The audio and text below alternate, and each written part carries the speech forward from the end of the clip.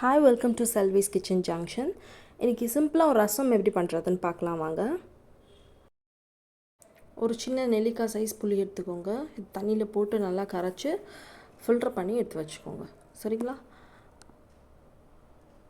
கொஞ்சம் கருப்பு புளியாக இருந்தால் ரொம்ப நல்லது. தக்காளி பழம் ஒரு 1.5 தக்காளி பழம், சின்னதாக இருக்க தக்காளி, அதனால் 1.5 பழம் எடுத்துருக்கேன். பெரிய தக்காளியாக இருந்துச்சுன்னா 1 போதும்.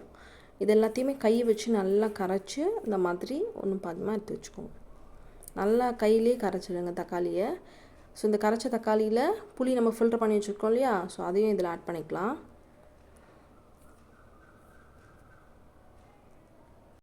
தக்காளியும் புளியும் ஆட் பண்ணி வச்சுருக்கோம்ல, இந்த தண்ணியிலே வந்து கருவேப்பிலை ஒரு கொத்து போட்டுக்கோங்க. போட்டு அப்படியே விட்டுருங்க. ஸோ மிக்ஸி ஜாரில் 1/2 ஸ்பூன் மிளகு, வெயில் டைமாக இருந்தால் 1/2 ஸ்பூன் மிளகு போட்டுக்கோங்க. இதே மழை டைமில் இருந்தால் 1 ஸ்பூன் மிளகு கூட போட்டுக்கலாம். கொஞ்சம் காரமாக வச்சு சாப்பிடலாம் ரசத்தை.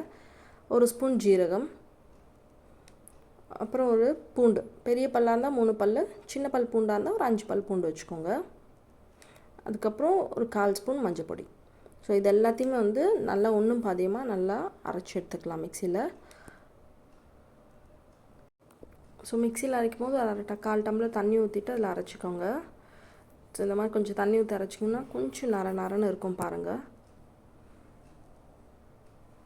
ஸோ இந்த மாதிரி இருக்கிறோம் பார்க்க உங்களுக்கு ஒன்றும் பாதியமாக அரைஞ்ச மாதிரி. ஸோ இந்த பேஸ்ட் அப்படியே ஓரமாக வச்சுக்கோங்க. இப்போ தண்ணியில் நம்ம கருவேப்பிலை போட்டோம் இல்லையா, அந்த தண்ணியிலே நீங்கள் கொத்தமல்லி ஒரு கொத்து கைப்பிடி அளவு போட்டுக்கோங்க.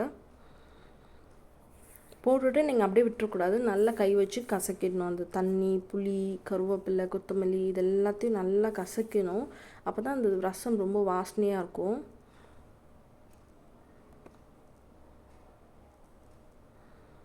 ஸோ ஒரு பேன் எடுத்துக்கோங்க. பேனில் ஒரு 1/4 ஸ்பூன் எண்ணெய் போட்டுக்கோங்க. சும்மா அந்த கடுகு பொரியிற அளவு எண்ணெய் இருந்தால் போதும். கொஞ்சமாக கடுகு பொரிஞ்சதும் நம்ம பேஸ்ட் அரைச்சி வச்சுருக்கோம் இல்லையா, அந்த பேஸ்ட் எடுத்து அதில் ஆட் பண்ணிக்கோங்க.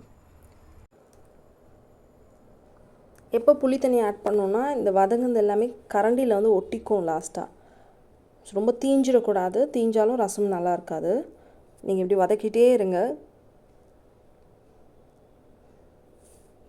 ஒரு 3 மினிட்ஸில் கரண்டியில் எல்லாமே வந்து ஒட்டிக்கும். ஸோ இந்த ஸ்டேஜில் புளி தண்ணி ஊற்றிக்கோங்க. கரைச்சி வச்சுருக்கோம் இல்லையா, அந்த புளி, தக்காளி, கருவேப்பிலை, கொத்தமல்லி, அந்த தண்ணி அப்படியே ஆட் பண்ணிவிட்டு உங்களுக்கு எக்ஸ்ட்ரா வேணும்னாலும் 1 டம்ளர் தண்ணி ஆட் பண்ணிக்கோங்க. ஸோ இந்த டைமில் நல்லா மிக்ஸ் பண்ணிக்கணும். அந்த கீழே நம்ம பேஸ்ட்டை அரைச்சி வச்சது எல்லாமே தண்ணியோடு நல்லா மிக்ஸ் ஆகணும். அந்தளவு நல்லா மிக்ஸ் பண்ணிவிட்டு தேவையான அளவு உப்பு போட்டுக்கோங்க.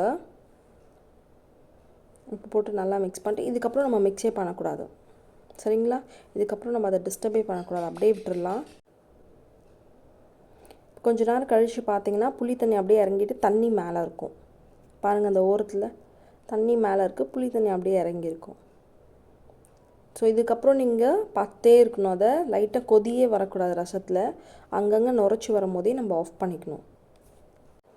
பாருங்கள், இந்த மாதிரி அங்கங்கே நுரைச்சி வர ஸ்டார்ட் ஆகிடுச்சு பாருங்கள். இந்த மாதிரி அங்கங்கே கிளம்பிடும். அந்த டைமில் ஆஃப் பண்ணிவிடுங்க.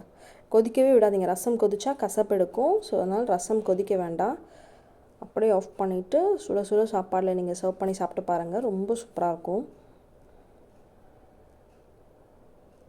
சரி, இது உங்கள் வீட்லேயும் ட்ரை பண்ணி பார்த்துட்டு எப்படி இருந்ததுன்னு கமெண்ட் பண்ணுங்கள். Thank you, bye bye.